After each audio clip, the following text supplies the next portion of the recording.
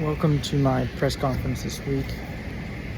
I may or may not have forgotten to do the press conference prior to now, and I'm now outside of work.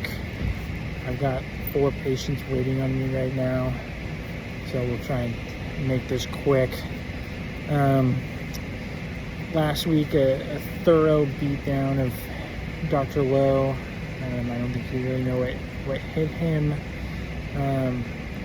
Had everybody really pop off. Nobody, threw up a dud. And quite frankly, his team was going to need a miracle to compete anyways. So that was good. I was a little disappointed in the power rankings that Jackson threw out. Ranking me 4th, it's kind of a tough look. I mean, I feel like, I'm 1 point away from being undefeated.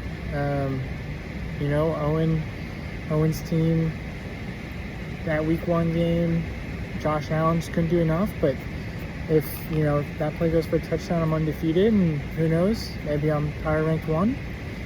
I think outlook for the rest of the years is pretty good. I've got good depth. Can afford an injury or two moving forward. Particularly at the running back spot, I've got an RB1 in Jacobs, and then essentially 4 RB2s in Walker and Dobbins and ETN and Breece Hall. And obviously, you can only play 3 of them at once. Now, granted, there'll be bye weeks and whatnot.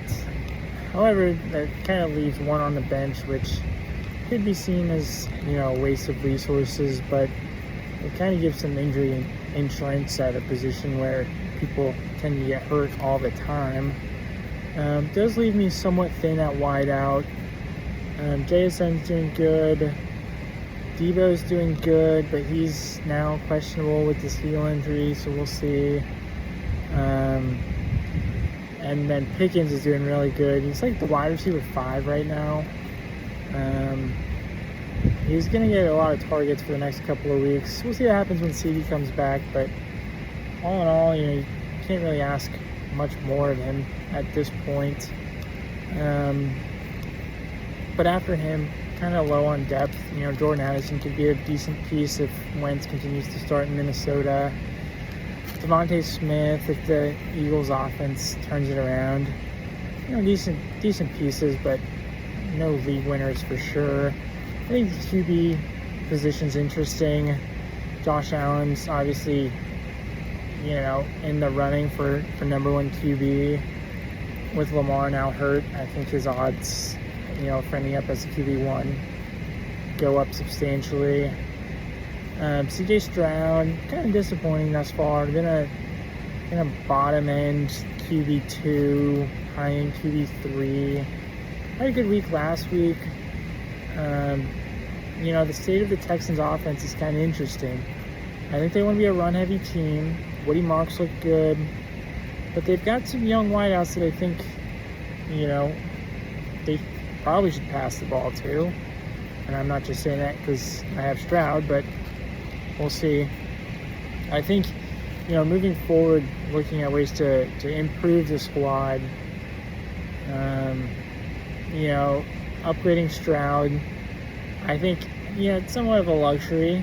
If you could have QB1 and Josh Allen, and then, a good QB2, or potentially that wideout spot. But really, I think wideouts, it's felt fairly thin this year in terms of making trades and who has depth and whatnot.